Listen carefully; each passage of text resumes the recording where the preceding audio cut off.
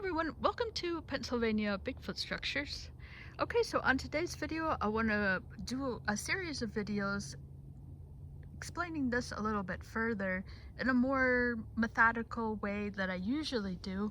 So the last video I did was more of an emotional response, and so this week I want to just break it down a little bit more and really focus on details and really just kind of give more of a factual presentation about it. And so it's pretty extraordinary. And so I'm going to break this down maybe into about 3 videos, about 10 minutes, so it's more digestible bits. Okay, so first I want to talk about the possibility, just straight up, that I just can't stop thinking that maybe a Bigfoot did this, and to think that he might have just been standing here putting this all together. It is just it's just an extraordinary thought to think that there was a Bigfoot here making this, you know. But so that's subjective. I don't know that for sure. And but the facts, I want to just move on to the facts. I just can't help interjecting my pretty much excitement into this, because this is probably one of the most extraordinary things I've seen. And okay, so I'm going to go back to being subjective here, or stop being subjective, and just present this more organized in a factual way, like I usually like to do.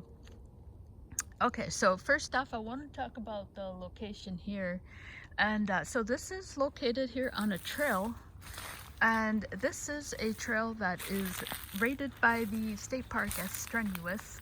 And so this climb up here is a gradual, like, steps. You actually have to take steps. The steps are quite wide, and it's about, this way it's about 700 feet, I think. If you were to come this way, it is, my Strava app tells me it's about 900 feet. Maybe like 800 feet or so, somewhere in there. It's more than 700 feet. Now this way is, the climb up is much more steep.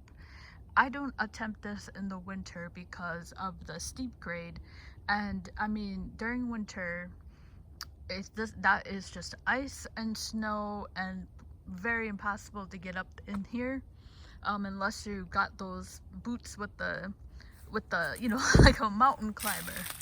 So it is very hard to get up here in just regular hiking boots. Now I'm sure it can be done, and you could probably, you know, go through like the you know, go through this area instead of the trail and get up here, you know. I'm sure that is possible. Now I wanted to kind of mention this right quick. I don't think I mentioned this. This I thought was really interesting. Now it's a big hole, but it's not this isn't a tree hole. This is feels like something, you know, took out stuff. I don't know. Just wanted to document. I think I documented that on the other one. Okay, so that's the location here. It's up on the hill. It's about 700 feet. It is probably about a mile from the bottom of the hill where the state park is. Okay, so the other important part to mention about this is that this is situated, if the Bigfoot were to go down here, that is the road here. That is the main road, one of the main arteries here actually in all of Pennsylvania. And so this road has had probably at least 2 road crossing sightings since the 1960s. Now the Pennsylvania Bigfoot Interactive Society map, they pull all their stuff from the BFRO, so those off that site are coming from the BFRO. So those sightings are from the BFRO documented sightings, that at least 2 crossings have happened here across this road, and that's just the documented ones. Looking this way, you have the forest, and this is unimpeded. So this way he is in his element here. if that is a Bigfoot. He is able, and I think that that's really what is going on here when with the road crossings. He's coming from this area over here that is just he can move freely if he comes this way, and to get to the southern part of this forest he has to cross that road. That road is splitting this forest into north and south parts. So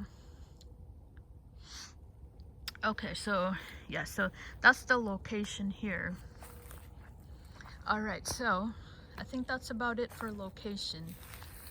Like I said, this is up on a hill. It is rated strenuous to get up here by the state park. It is, this trail also probably from January to March. Excuse me. Oh my gosh. Oh Lord. Okay, so we probably had snow on the ground at least January and February, like continuously. Like that probably hasn't happened in about 5 years from my experience. It hasn't happened like that in a long time. So we really had snow here in just continuous snow. Okay, so that would make it just, you know, adding that factor in when with coming up here and finding all this material, you know, and putting it together in the snow. So that's also interesting here. Okay, so that's the location.